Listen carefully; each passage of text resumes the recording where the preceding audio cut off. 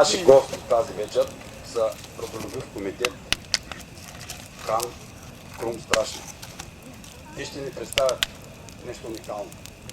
Много често, тези, които ме познават близо, чуват една дума от мен.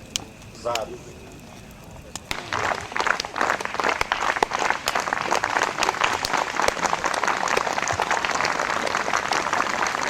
Това се случва така, но тази легенда я знае всеки българин и тя живее тук. Най-младите синове на хан Кубрат – Алцек и Кубер.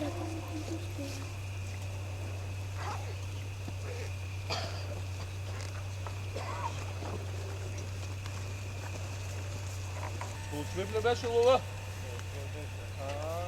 Хайде, братя, даряваме те, брат Баяне, с един лек лък за един хубав птиче лов.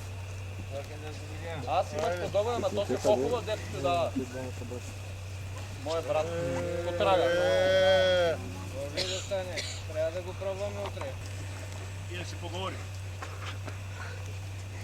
И да ви разкажа една стара история, още от времето на нашия прав родител Авито Хол, основателят на европейска България.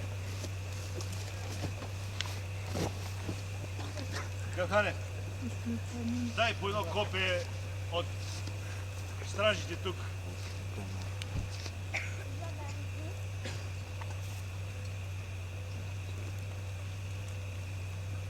Дай да намите едни тънки пръчки, които са в сноп. Я да видим. Дай на него там. Дай да видим. Дай му снопа. Дай му снопа. Мене, ела до мен тук. Мене, до мене. Ти си моя снопик до мен.